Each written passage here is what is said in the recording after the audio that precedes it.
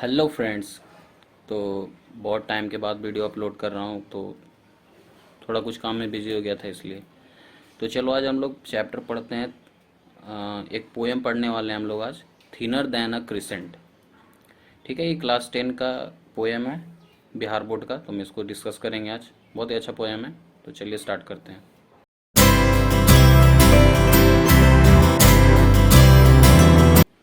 तो thinner than a crescent. तो crescent का मतलब क्या होता है? क्रिसेंट का मतलब होता है एक बहुत ही पतला, इन द सेंस यहाँ पे यूज हुआ है कि बहुत ही पतला। जैसे एक चांद होता है, चांद का एक शेप होता है, इस शेप को बोलते हैं हम लोग क्रिसेंट मून। ठीक है।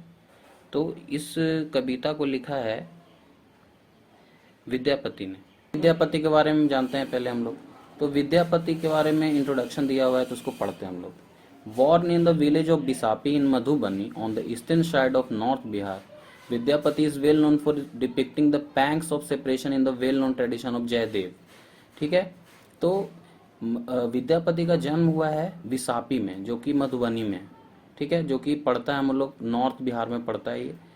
तो विद्यापति को जाना जाता है सेपरेशन का जो दुख होता है, जो जुदाई का जो दुख होता है, उस दुख को दिखाने के लिए इनको जाना जाता है। बहुत ही खूबसूरत तरीके से इन्होंने दुख को दिखाया है। तो दिखाया किन के बारे में है? लॉर्ड कृष्णा और राधा के बारे में दिखाया है।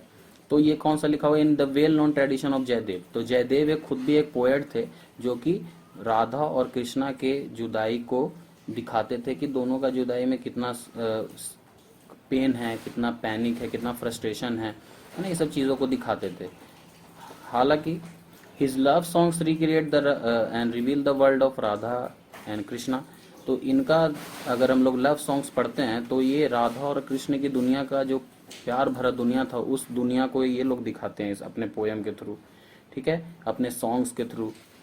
The major love figures of Indian mythology and literature, क्योंकि हम लोग जानते हैं कि राधा और कृष्ण हम लोग के माइथोलॉजी में और लिटरेचर में एक बहुत ही बड़े लव फिगर्स के नाम के रूप में जाने जाते हैं। तो एग्जाम्पल लेते हैं लोग कि राधा कृष्ण की जोड़ी है, मतलब कि इन लोग का जो ये ऐसे कपल हैं जो कि काफ़ी फेमस है इंडियन माइथोलॉजी में। इसके अलावा और भी हैं, लॉर्ड शिवा एंड सती का भी एक बहुत ही लवेबल कपल हैं। However, while Jayadev's poem celebrates Krishna's love and pays comparatively little attention to Radha the woman, ठीक है, Vidyapati is primarily concern with immense passion of Radha's love. तो हालांकि दिक्कत ये था कि जयदेव का जो पोयम होता था वो बस लॉर्ड कृष्णा के लव को दिखाता था, एक्सप्रेस करता था, और राधा के लव को ये बहुत ही कम अटेंशन देते थे जयदेव, है ना। तो राधा क्या फील करती है, राधा के बारे में, राधा कैसा फील करती है लॉर्ड कृष्णा से अलग होके, ये उस पर बहुत ही कम ध्यान देते थे। लेकिन विद्यापति को इसलिए जाना जाता है क्योंकि ये इनका जो पोयम होता था वो ज़्यादा किससे कंसर्न होता था? राधाज लव के इंटेंस पैशन पे। ठीक है, मतलब ये जयदेव बताते थे कृष्णा की साइड का कहानी, और लेकिन विद्यापति बता रहे थे राधा के तरफ का कहानी, कि राधा कैसा फील करती है लॉर्ड कृष्णा से दूर होके, कैसा कितनी दुखी है, और उसके उनके लव पे ये फोकस ज़्यादा करते थे। ठीक है। At once sensuous and sensual, descriptive and dramatic, Vidyapati's songs range beyond mythological only to find their place in the heart of human lover, whose dreams and desires never die, whose sighs and cries never end. ठीक है।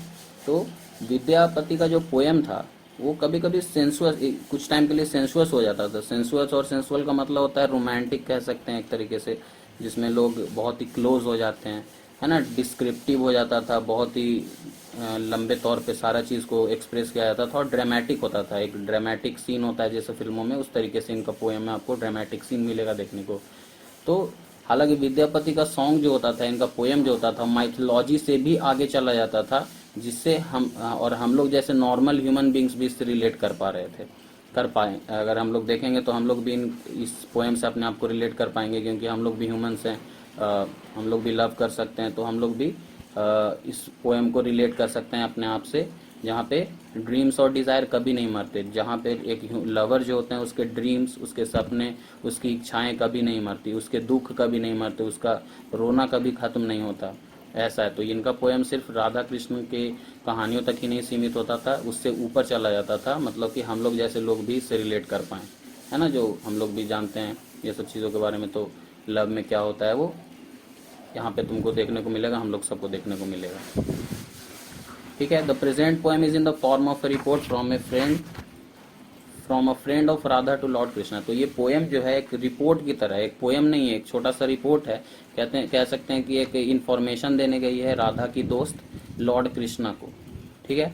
The lord has no occasion to meet Radha for some time, क्योंकि lord Krishna इतना busy हैं कि उनके पास time नहीं है ताकि वो राधा से मिल सकें, और इसी बात को राधा अपने दिल पे ले ली। This the young girl took this to heart. तो इसलिए राधा इस चीज़ को, क्योंकि लॉर्ड कृष्णा उससे मिलने नहीं आ रहे इसलिए वो बहुत दुखी है और अपने दिल पे ले ली सब ये सब चीज़ों को। Consequently her health begin to fail, है ना। इसी कारण राधा डिप्रेशन में चली गई हैं और राधा का हेल्थ धीरे धीरे गिर रहा है, धीरे धीरे खराब हो रहा है, उनका स्वास्थ्य धीरे धीरे खराब होते जा रहा है।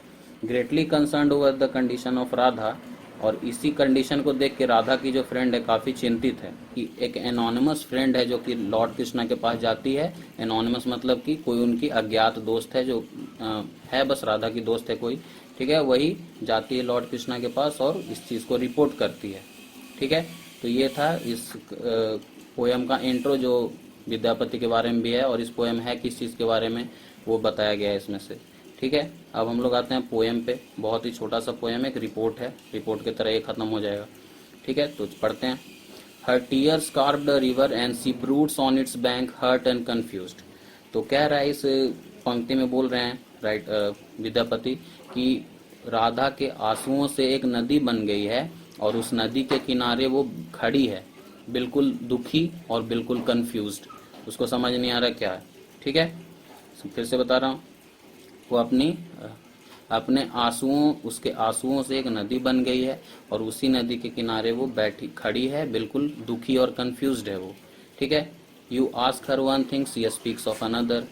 तो अब पूछते हैं उन लोग कुछ और, मतलब बता रहे हैं यहाँ पे कि तुम राधा से पूछो कुछ और जवाब देती है कुछ और, है ना। हर फ्रेंड्स बिलीव डैट जॉय में कम अगेन।